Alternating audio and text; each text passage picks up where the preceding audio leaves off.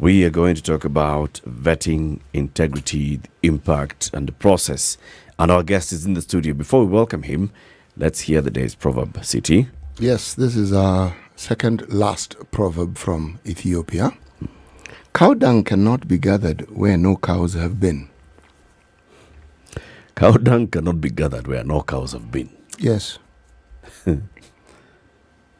You know, when one hears the proverb, if you've never looked after cows or you've never been brought up in an area where the cows have a very important role in the economy, you wouldn't understand just how important cow dung is. As I said, it is used the same function as cement, smoothing the surface of walls and floors. It is used as plaster. It is plaster. It is used as fuel. It is used as manure. Very useful. It's useful. Oh, it's extremely useful. You know, when you say fuel, someone will get confused. It's used as maca. Yes, you can use it as maca. Okay. It's a fuel. Okay. And a very good one too. Very good one. It's also kibrit. that you need to explain so that I can understand. It's kibrit. Kibrit, fire, fuel. Get that, and you get a stick. Yes. And you start a fire. The friction immediately using cow dung. Yes, you do. Yes, you do. Ni kibrit. Kibrit. Yes. Mheshimiwa John Mbadi. Yes. Good morning and welcome to Kenya's biggest conversation. Thank you. Welcome to the hot seat of the Situation Room. Finally, you're here. It's not too. I hope it is not too hot. Well, yeah, I'm here finally. Yeah, karibu sana. Asante. That proverb, does it make sense? Yeah, the literal understanding of it makes a lot of sense. Maybe Muga can go ahead and explain it a bit. What it means, especially in our context. Yes. Yeah, but it is true. Where there are no cows, you can't have cow dung. And I agree that is a very useful byproduct. We used to use it a lot. It's actually mixed with soil. It becomes like cement. Then you can also use it. You put it when you mix it lightly. You use it to put the wall. When you now use it, let me put more of it. Then you plaster. Yeah. And it holds. It's a concentration that then also changes the use. Yes, it does, but also it is what you would find, for instance, in a very, very hot climate. If you find a house or a hut that is made that a cow dung has featured as one of the byproducts of creating it, you'll find it's very cool. Cooling effects. Extremely cool, irrespective of how hot it is outside. Yes. So if you're talking about an eco-friendly product, this is it. It is. Mambo ni mingi. Mambo ni mingi. Mheshimiwa, you've been very busy in the last 2 days in Parliament, looking at President William Ruto's nominees to the cabinet and interrogating the report that was brought by the committee. And there's a story that's in the Nation today. Ndu, please read that story. okay. Yeah. So, the Hustler Cabinet is what we're looking at as the headline. And so, how Azimio MPs walked into Kenya Kwanza trap on cabinet approval. The President, William Ruto, led Kenya Kwanza Alliance used an adverse recommendation against tourism cabinet nominee Penina Malonza as a ruse to deflect attention from two nominees the opposition wanted blocked on integrity concerns. The subsequent uproar against the attempt to deny Ms. Malonza a cabinet job clouded debate, hence distracting from a minority report authored by opposition lawmakers who wanted the rejection of Aisha Jumwa and Mithika Lunturi. That is how the Azimio La Umoja One Kenya MPs walked into a trap that later saw their own MPs vote to approve Ms. Malonza, the only nominee whose recommendation the Committee on Appointments had unanimously rejected. By agreeing with the Azimio minority in the committee to reject the former Kitui deputy governor, alive to the fact that this would infuriate women lawmakers and MPs from Ukambani who would lobby to rescue her, the Kenya Kwanza majority managed to keep the House off the minority report that had knocked out Ms. Jumwa and Mr. Linturi. That's just the beginning of it. It goes on and on. Well, they can coach it in different language, but I think the bottom line is where we've lost the plot is that Kenyans gave Azimio majority in the House. But finally, the president used his tricks, Kenyan style. And of course, we have a political environment that is not very, let me call it clean, very decent. We behave unlike other jurisdictions. Like if you see what is happening in the US, the Republicans are basically still Republicans as they were elected. But in our case, there's no, our politics is not so clean. And now Kenya Kwanza has majority. So whichever way, they were going to get their way. When you get the background of what really transpired in the committee, there could be some facts, some truth about this. It's not that we didn't see it coming. We saw it coming. There was a compromise that the committee arrived at. Actually, the casualties were supposed to be 3. This is what I hear from the committee. The casualties were supposed to be Mithika Linturi, Aisha Juma, and Professor Njuguna Ndung'u.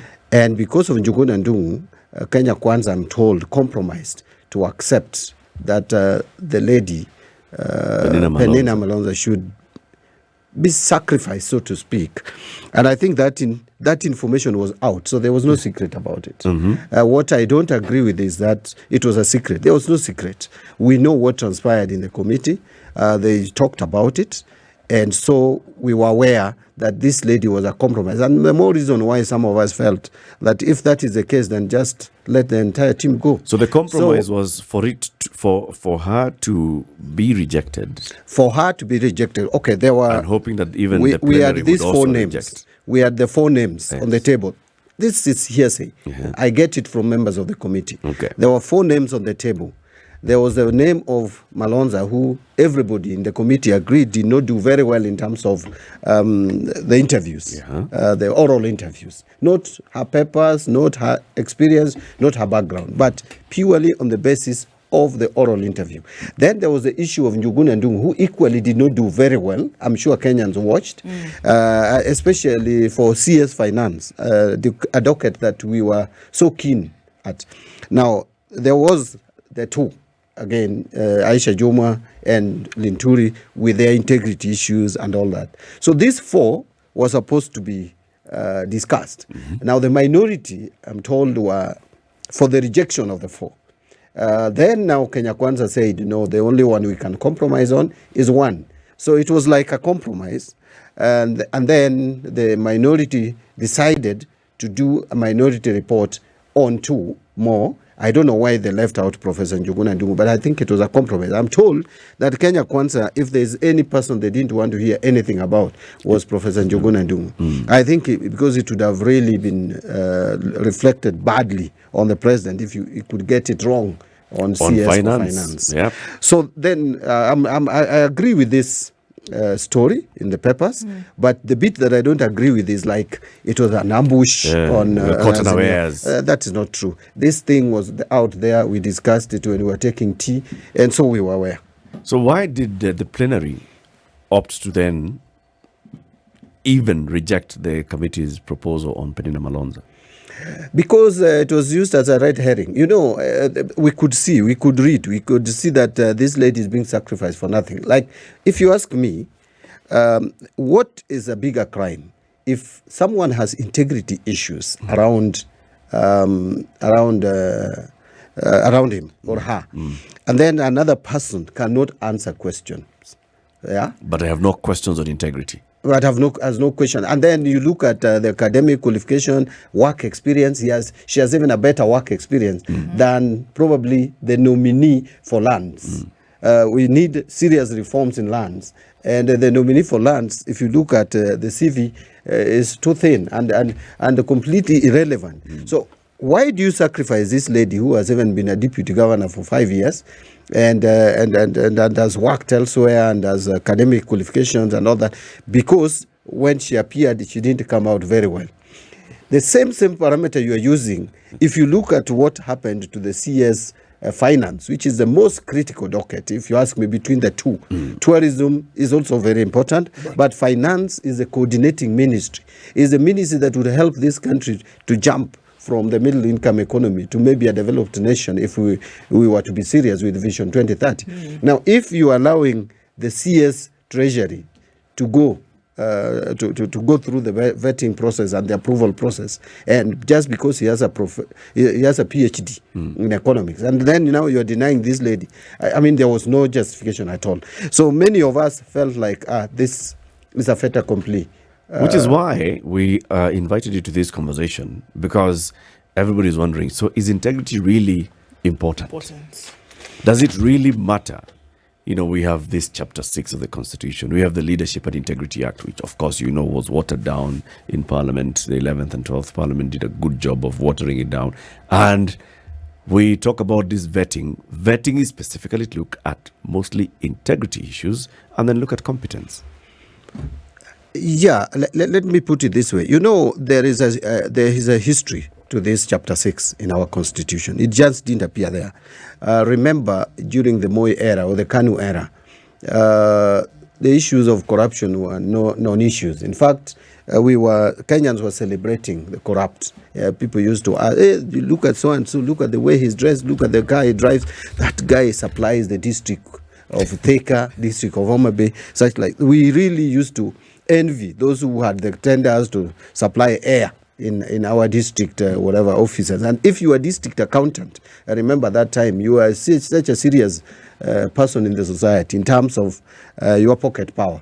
Now, that is one of the reasons why we decided as a country to put in our Constitution chapter 6 of the Constitution. And actually that chapter, if you ask me, does not even require much legislation. I know Article 80 talks about Parliament legislating to actualize the chapter, but the chapter in itself looks like it has already been legislated on exhaustively. Kenyans decided to spell out what a public officer, how you are supposed to even to behave, that you are supposed to bestow honor and respect to your office, you are supposed to give respect to the nation. I mean, in terms of your behavior, whether privately or publicly. So it is such a detail. I wish we had time to read from Article 73 to 80. It's such a detailed chapter of our Constitution. But we systematically have decided to veer off. Immediately we passed this Constitution in 2010. There was a lot of excitement around it. And remember that time, people were always citing and mentioning chapter 6. There are people who even we forced out of offices because of that particular chapter. But we started watering it down. And the worst was the Supreme Court's decision to allow President Uhuru and President Ruto, the two of them, to run for president and deputy president when they were facing serious charges at the ICC, crimes against humanity. That is the most, I would say, capital offense. If at all capital offenses could be graded, for a lack of better word, I think that would be the highest capital offense. Now, once we allowed that, then now we created room for people to maneuver. And then when it came now to legislating on leadership and integrity, and when we came up with the ethics and anti-corruption law, and we came up with other laws to actualize this chapter, members of parliament, how many of us would pass the test? The largest percentage would not. Look at even the wealth declaration. I hope we'll come there. A lot of lies around. People are already putting a markup on their wealth just in case so that they you make cover. more. So people you even know at personal level telling you they have 700 billion. Yes, million. Yet the other day they were asking you for 20,000 shillings. Even if those assets are, even if it is not, they're having assets without liquidity. It would be terrible. Can't come to 700 million. So it is because those of us who are legislating we are legislating on something that we know would affect us. So certainly you'll see people looking at themselves, looking at their personal interests.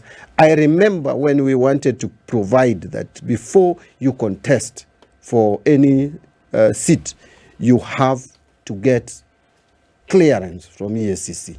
Clearance from DCI. It's not the way we just go and pick letters. Just fill up a form. What we do today is just filling a form, and you throw it there, and that is it.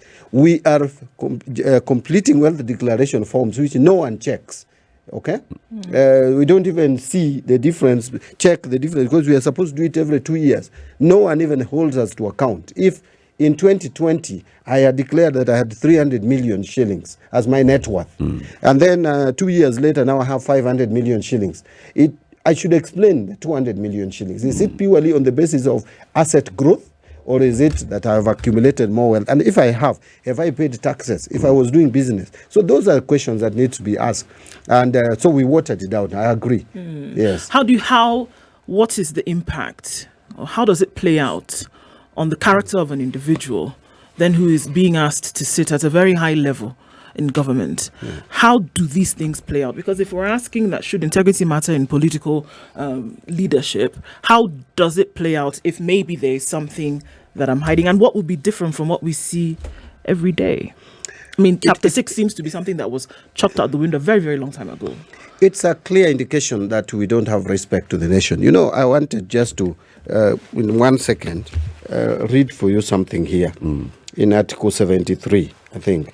You know, authority which is assigned to a state officer, and most of these people are occupying state offices, is a public trust to be exercised in a manner that, I just want to read one, brings honor to the nation and a dignity to the office. So even before you think about yourself, you should think about the nation and the office. Honor to the respect to the nation and honor to the office. Now, when you get someone with the questionable character, and the worst of all, even someone who is being accused of rape, you know, I wonder how many jurisdictions would allow someone who is accused of rape. Remember, there's people that are very good, a very competent governor, in my estimation, of the New York City, was forced to leave office just because of some suspicions on matters of harassment, sexual harassment. Now, here in Kenya, we approve people who have been suspected, even if the case has been withdrawn. But for the case even to land in court, for there to be an accuser, and the case to land in court, my friend, I think even yourself, you should look at yourself, look at the nation, look at the office you are going to occupy, and ask yourself whether you are bringing honor to that office. And if I were them, I would first take some time off the public life. Mheshimiwa, this chapter 6 we speak of, and all the wonderful things it seems to state and demand, what is it in this chapter 6 that actually enables, whether it's our courts or the citizenry, to hold these leaders to account?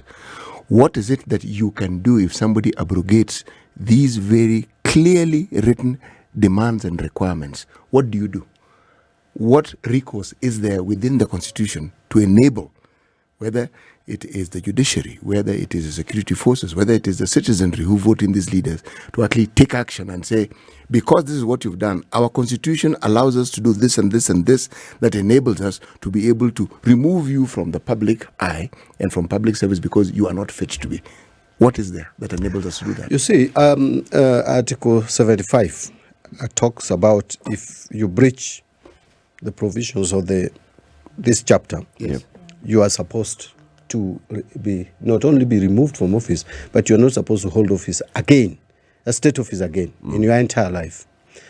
But I think the window where we lost it was the provision of Article 80, which required tighter legislations to spell out the procedures that need to be followed, was not done correctly. And now you see we have found refuge, I would call it refuge, in this, so quote unquote, that innocent until proved guilty. Now there are two issues here. There is the legal aspect, criminal liability, where you are taken through or dragged through a court process and you're taken to jail for doing 1, 2, 3. But there is also the ethical side of it, the moral side of it. The chapter 6 was about morality, and the threshold is so high. In fact, even matters that would not land you in court, that would not land you in jail, should remove you from office. So that is the bit that we left out.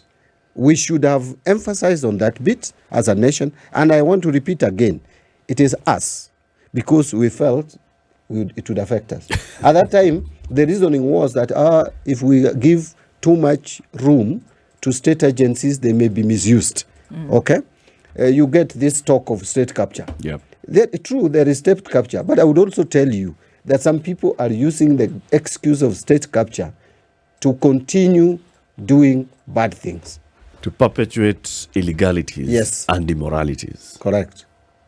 So then you ask yourself, Mheshimiwa, because every time we have these conversations with persons in positions of leadership, state officers such as yourself and others who come here, they tell us the same thing. They tell us about, these things have changed. They speak so remotely and so withdrawn from the processes. And we ask ourselves, so who's responsible? If members of parliament can all say, things have really gone wrong, parliament really messed up here because we didn't enact this properly, even in vetting, we did not do the right thing we should have been done, and we all know the politics of the land. So who takes responsibility for this? Well, we all take responsibility. I would say politicians first, because we are the face of it. We are the ones who are charged with the responsibility of making sure that these things are actualized. But I also talk about citizenry. In terms of what is the role of the voter, how then do you expect to have a better parliament when you use wrong parameters to elect people into that parliament? So, if you elect me because I've bribed you, if you have elected me regardless of what you know about me, and if you look at this constitution, by the way, it talks about integrity only when you are selecting someone. But on election, it's a voter's it's the voter. Yeah. So it is assumed that the voter would be informed by what is good for the voter. And what is good for the voter should be a person who is morally upright. But that's not what we do. And I think much as some people may hate BBI and all that, but BBI started with rediscovering ourselves. I think it is important that we rediscover ourselves as a nation. We need to ask ourselves fundamental questions. What is good for us? Because it appears we have lost the track. We don't know anymore what is good for us. That is why we go to the booth and elect someone who has just been removed from office on lack of integrity. Give that person a vote. Then the following day we start questioning why the governor is embezzling our funds, why they are doing 1, 2, 3. And this person you are electing as a governor, you knew very well that person. In fact, let me say it, that some people said, that is our thief. Leave him or her to us. Have you heard of such statements? You've come across such comments. So once they say that's our thief, and then the person gets into office, after 6 months, nasikia, they want to do what? Impeach the person. So the person is stealing their resources. What? We need to ask ourselves, are we sure that we know what is good for us? What do you think? Do you think we know what is good for us? No, I don't think so. Why? I don't think so. Otherwise, how would we elect someone and after 1 month we start complaining? And by the way, and then we have a lot of excuses in this country. We say, 2 months is just a short time. 1 month is a short. If, I don't know, let me, I'm trying to look for the words, but a chick which is hatched and which is likely to be a cock, and with all due respect, madam, we are wired in African society, we believe that cocks are likely to be a are more superior. Cockerel. Yes, a cockerel. Yes. So now would be noticed at that early stage. Now, when you get into office, the way you behave from day one should inspire confidence or not. Look at what has just happened in the UK. The lady was removed within 45 days. Here in Kenya, even after 6 months, you will still hear, just give them time. It's still a new government. We always have excuses for non-performance, incompetence. You even hear it in the counties. No, they have just started. You give them time. You are seeing people veering off the rail completely. Someone is appointing so many people. Someone gets into office, and the first statement you hear them say is bloated wage bill. There's too much recurrent expenditure. The following day, the same person appoints 20 advisors. You ask yourself, why do you need 20 advisors? And you have appointed CEC members, 10 of them. Yep. And we restricted that number for a purpose. We didn't want a bloated government, isn't it?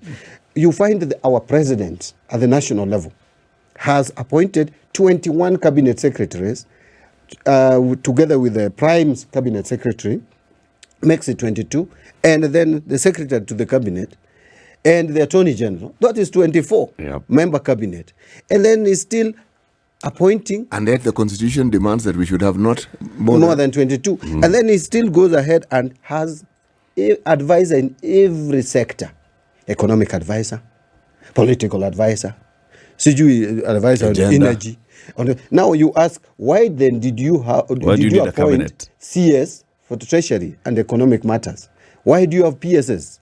Why can't these people advise you? Why do you again have to create another government within a government? So, you see, we just need to put our acts together. Let's take a break. It's 27 minutes to 8. The Honorable John MBADI, he is the chairman of ODM, the second largest party in the National Assembly, and he's a nominated MP in the 13th Parliament. He's here with us. We're talking about these integrity questions. So yes, vetting a second place for cabinet secretaries. They are going to be sworn in today. There were integrity questions. Next up, we expect the president to nominate principal secretaries. They will go for vetting. There may be some integrity questions. There will be integrity questions on members of parliament themselves.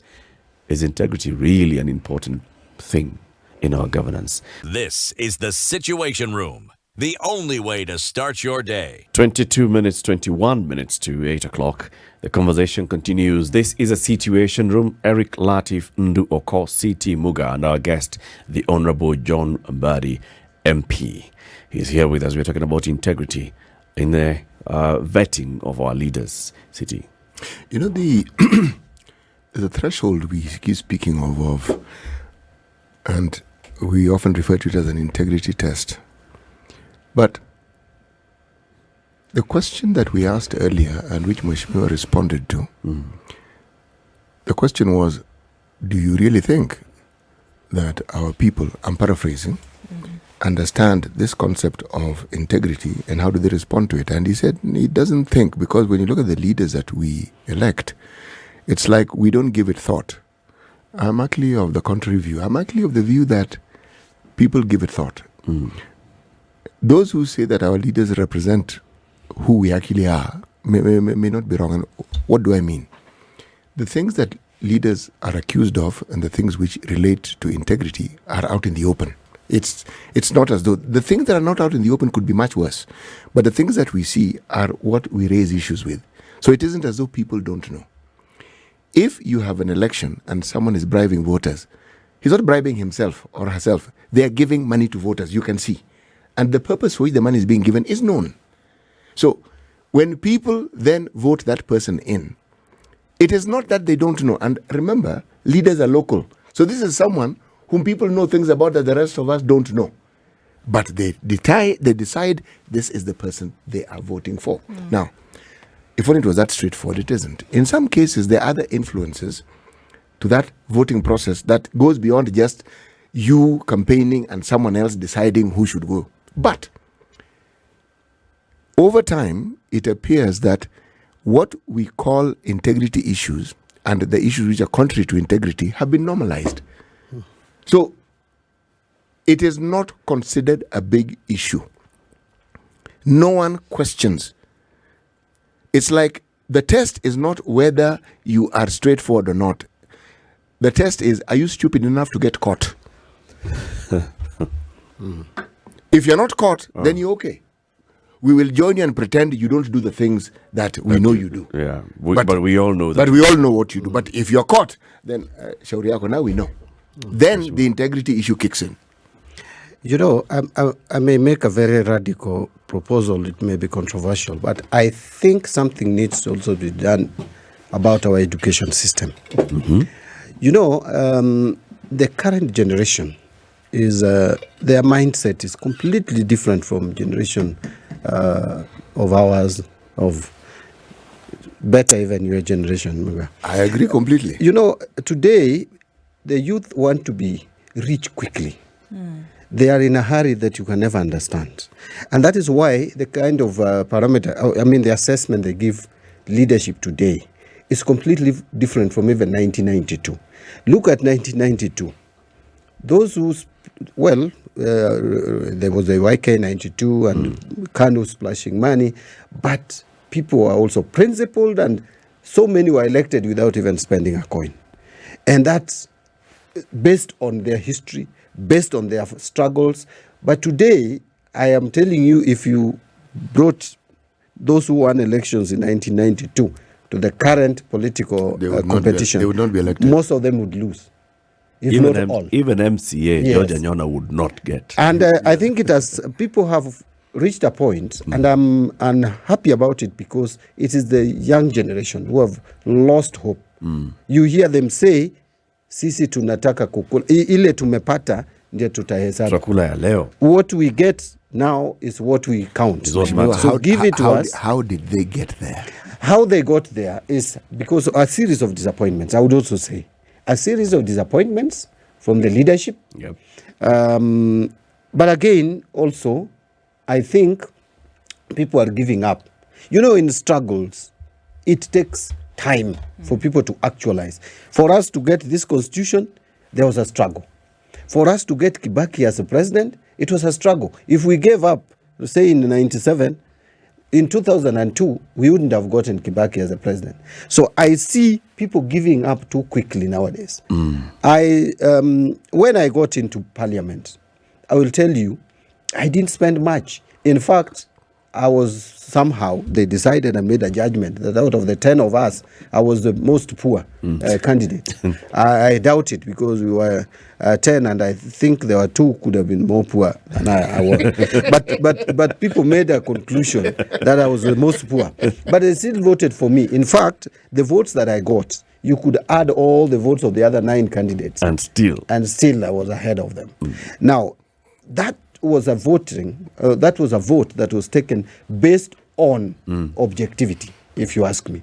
And that is why they elected me 3 times, because I think when I got in, I didn't disappoint them in terms of delivered. Because I had them. The biggest concern they had was the moment they elect leaders, they cease to see them. And I made myself available. I tried to solve a few problems in the village. Now, if you disappoint continuously, then people resign. They say, we tried so and so, whom we thought would do a better job.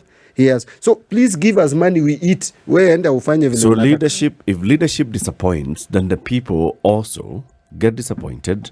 True. The people feel disillusioned. Yes. The people also lose hope, and the people start behaving the way we are talking about people behaving. True. Clear example, yesterday in the National Assembly. The leadership in the National Assembly was resigned to fate. All of you can say, all of you had issues that you could say, yeah. I mean, the characters here that really should not have been nominated in the first place by the president. There are people who, during the committee on appointments, when their sittings, they all agreed that, there are some integrity issues here and there that, but it appears that all of them were like, this is a fait accompli. We are just here to rubber stamp. That's why you all voted and said yes to all the 24. I remember you, Mheshimiwa, when you spoke the day before yesterday. You said, this committee is recommending that we reject Mheshimiwa Penina Malonza, but they are also now trying to come out here and try and clean her up and say, it's not about her, it's not about high integrity. And you said, forget it. All of us know we are going to pass all of them anyway. So why are we saying that we reject her? That, Mheshimiwa, sounded to me like you're all given up. Like you're just sitting there saying, this process is a fait accompli. They'll come, we will pass it, and it'll go. So if we pick it from you. No, I was not resigned. Actually, I was in parliament, very ready to vote against the list. And I actually voted a voice. Okay? We didn't call for division. But I was trying to restrain myself from this because, I lost out in leadership. But I thought there's something that as minority we should have done differently. And I'm not saying this because I'm now not the leader of minority. If parliamentary procedures are procedures. If our side had rejected through a minority report 2 more nominees, what should we have done? Propose an amendment. Yeah. So our membership in the committee, a minority report is just a report, like noting. But we should have proposed an amendment to reject Mithika Linturi and to reject Aisha Juma. And that could have been voted on. In the committee? When we were debating the motion. In fact, if you notify the speaker of an intention to amend the report and reject instead of approving, because they were approving 21 names, reject 2 names, so you are amending the report. So what would have happened is that would have been voted on. We were going to lose anyway, but your voice the message would have been heard. Sent out. Why didn't you do it? Let me tell you that we have a leadership. So let me leave it there. We have a leadership. So it is something that only the leadership can do. Notice that it is not something that only the leadership can do. Yes. But let me tell you, we had people in the committee, people with better information. It would have been better if someone picked it and brought an amendment. Sometimes you don't also want to appear like you are undermining leadership of others. No harm in appearing that way at all. No. I don't want to do it. I've been there. There's history. What Mwashibo is saying is that there's history. I mean, there's recent history on the issue of leadership of the minority. Yeah. So and you're now saying, I want to offer my support to the leadership. Right? Yes. And follow. He doesn't want to present himself as being contrary to the leadership. You don't want to appear like you're continuously fighting the same fights. You may behave in a manner that people start asking whether you feel you are better than the leadership. Yeah. So give them time. I'm supporting them. I'm with the leadership completely. And I will give advice where necessary. But don't assume that brings us people back are to not the doing point the right thing before you see a few mishaps. Brings us back to the point. Yeah. If the leaders that we have put in the National Assembly, if they don't provide leadership, if we see as if they've given up, if we see as if they say, all right, yeah, there could be issues, but sasa tutafanya nini? What do you expect the citizens are going to do? The reason why, personally, like this list, I opted now not to even reject Penina. If you look at that list in its totality, I have a lot of questions with it. And to me, I don't know whether you watched my contribution yesterday.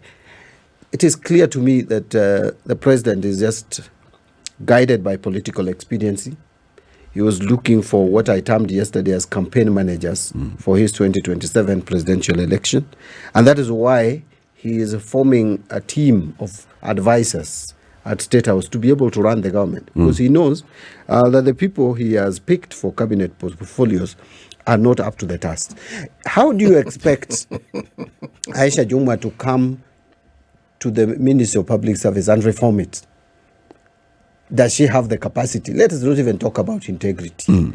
Does she have, one of the areas where we feel the reasons why our government is not functioning well, the reason why we have fiscal indiscipline, why we have even work ethics that is, ask yourself if you have a relative who works in government and the respect you have for reporting to work and leaving work and the time you put in your work, compare that to the civil service.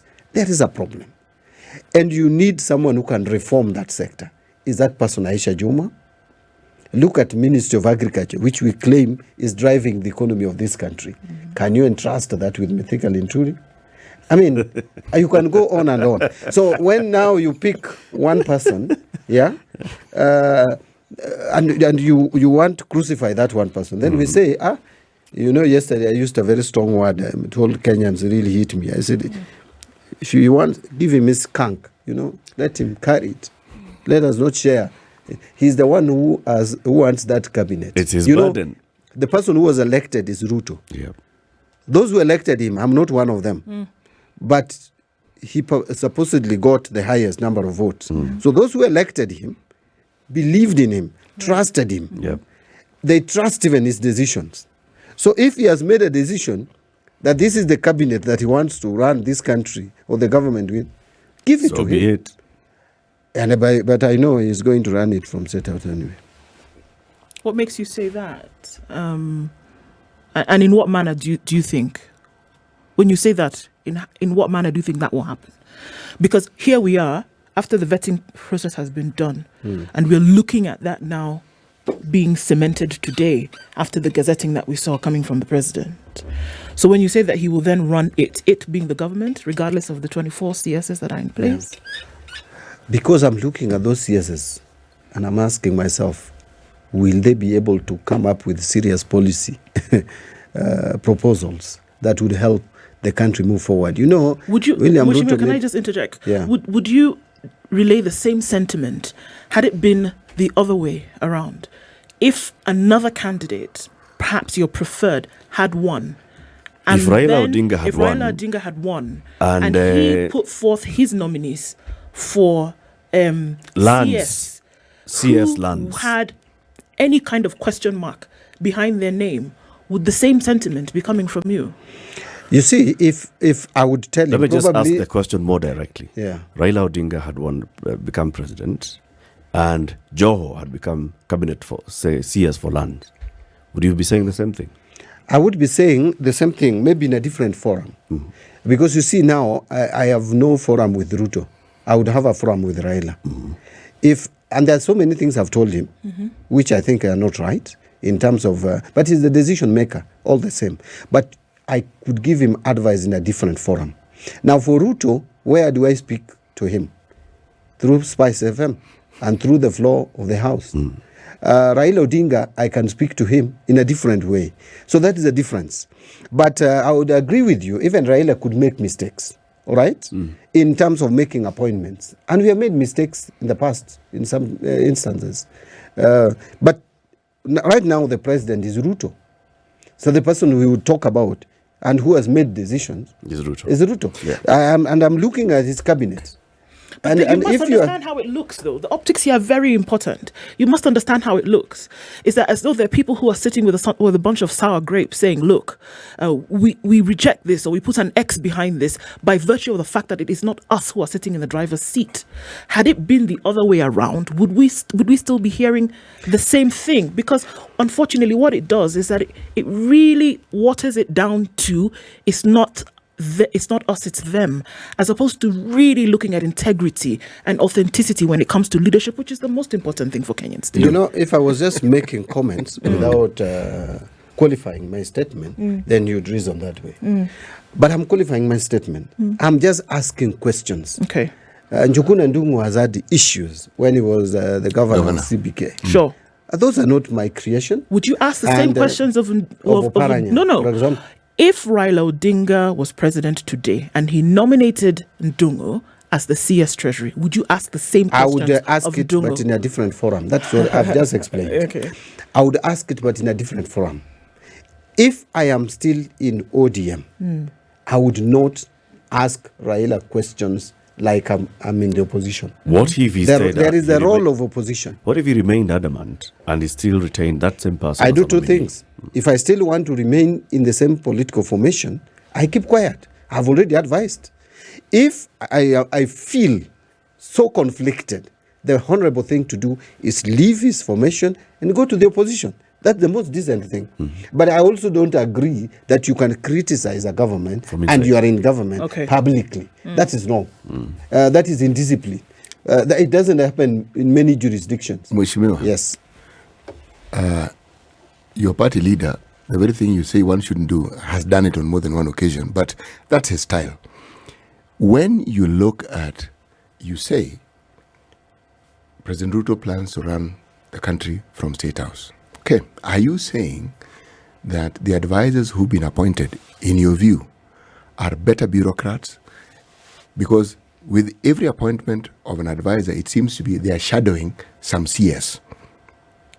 Are you saying that they are better qualified, they understand these dockets better than the CSs who've been appointed? Because if the president is to run the government from State House, then the people he has at State House are his advisors. I have a feeling once I've said that, some of the advisors that he has assembled probably are better qualified than the people who are holding cabinet positions.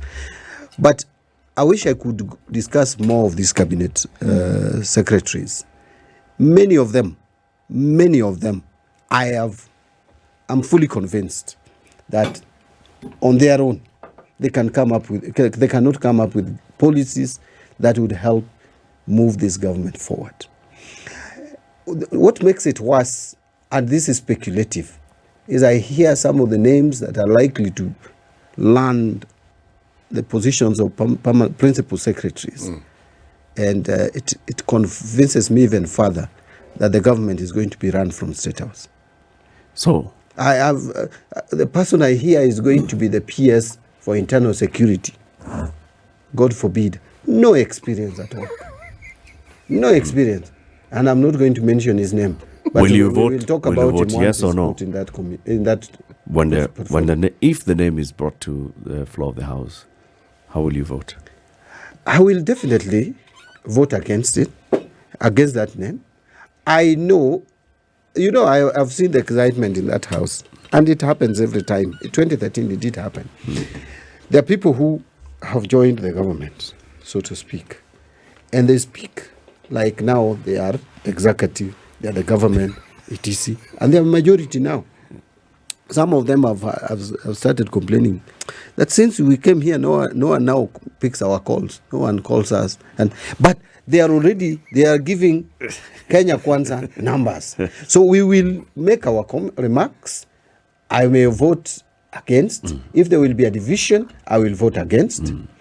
But if they get their way, they are likely to have their way. If they have their way, they'll carry their skunk. Yeah.